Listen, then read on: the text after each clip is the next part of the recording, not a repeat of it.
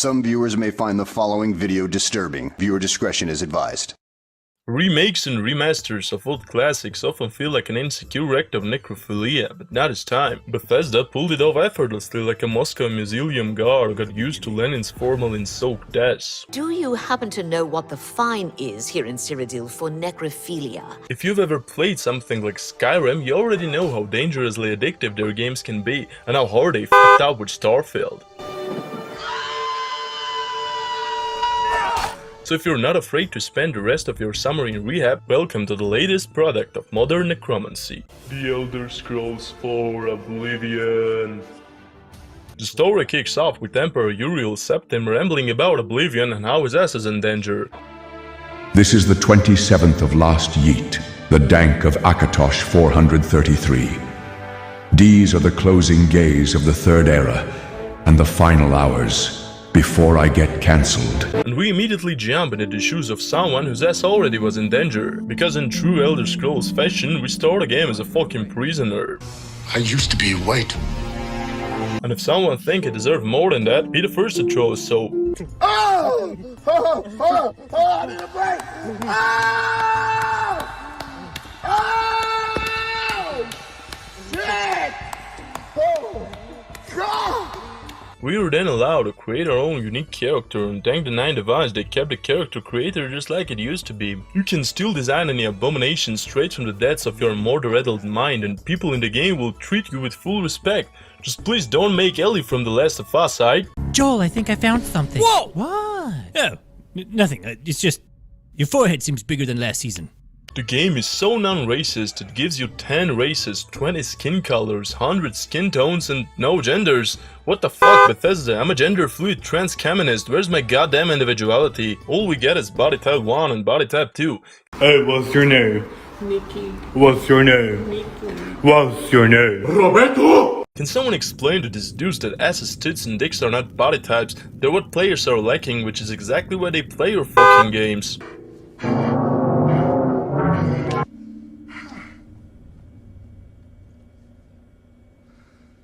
And then one fine day, it turns out the Emperor wants to save his royal ass through the Doomsday basement, conveniently located right inside our cell. Uriel Septim is so non-racist, he actually likes us.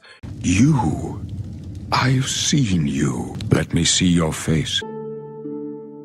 He says he trusts us, even though our face looks like Sharon Tate after a date with the Manson family. Oh hey,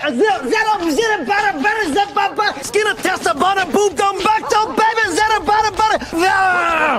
Fuck you, Jack! Even better, he says he's seen us in his dreams. Just imagine how much coke this pervy sage at the snort start dreaming of something like that. Snow. We need more snow. Can't have enough snow. Indeed. They let us go like P. Diddy because why the hell not? And that's when the game gives us the chance to assert ourselves by beating the shit out of some rats in the prison basement while also introducing the basic combat mechanics. Eventually the Emperor ends up surrounded by a group of non-racist assassins in non-racist Ku Klux Klan robes. You're lighting a damn cross in your own yard? Oh, see, that's not a cross. That's a T for tolerance. For some reason he tells us we're supposed to stand against the Prince of Destruction, but honestly I like Ozzy Osbourne.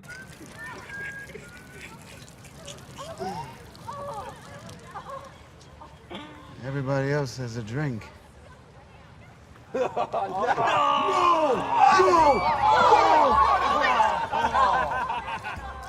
Before dying, the Emperor hands us the Amulet of Kings and asks us to find his last son, just like in Shrek 3.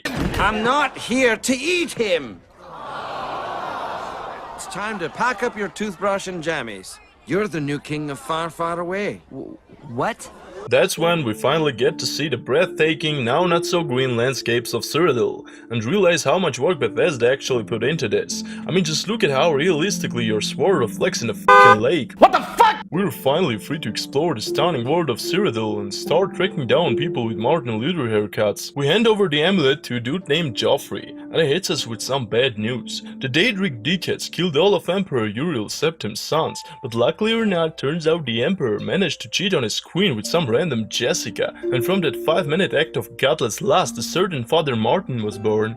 Hey, if you're a virgin, how come I shot out of there like a greased-up cannonball? His mom apparently claimed he was conceived by the Holy Spirit, cause that story already fooled about 2.6 billion people before. Joffrey sends us off to find this holy bastard in the city of Kvatch, so we can crown him and finally push back the evil forces of black metal. Music sucks!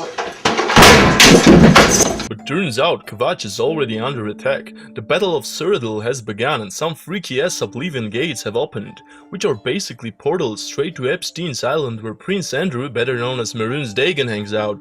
Why? Why were you staying with a convicted sex offender? I wanted to bone young people over and over and over again. We have to save Private Ryan from the ruins of the city and shut those gates down, but unfortunately the Mythic Dawn bitches managed to steal the Amulet of Kings and hide in their own dimension, a place called Paradise, which I assume is just an alternate universe where senators don't field homemade porn in Congress.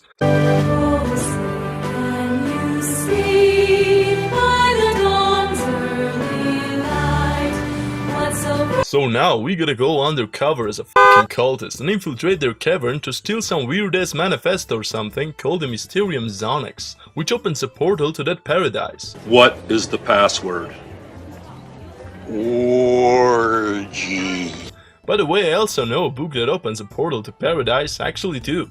In the end, we finally bring the amulet back to our King Martin, so we can finally turn into a giant fucking dragon and beat the shit out of Prince of Destruction harder than Parkinson's did. Just because I'm a Mexican. Who remembers? Honestly, I never played the original version of this game because back in 2006 I was the same age as average Michael Jackson victim. You need to come with me. I'll keep you safe, right kids? Do you have a little brother? But I gotta say, this game is perfect. Perfect. Everything, down to the last minute details.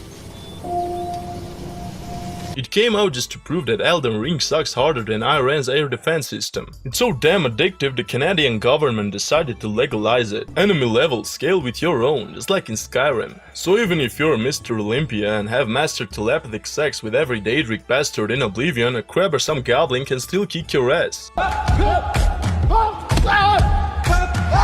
And you'd better be ready, cause you'll run into all kinds of junkies flexing in full Daedric armor simply because the game refuses to let players feel like Israel in the Middle East.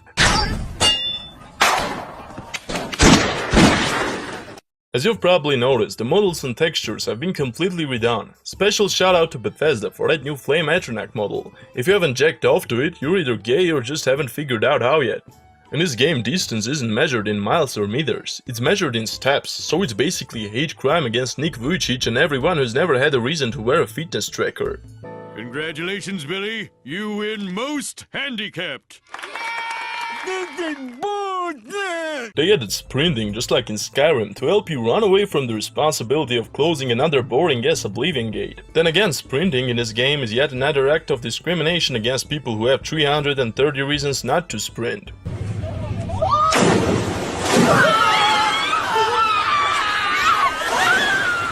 Legs and bugs? Of course they're here. Wouldn't be Bethesda game without them. The most iconic bug is when enemies suddenly start doing post-mortem tectonic like your epileptic grandpa watching Pokemon first time on his deathbed. Alright.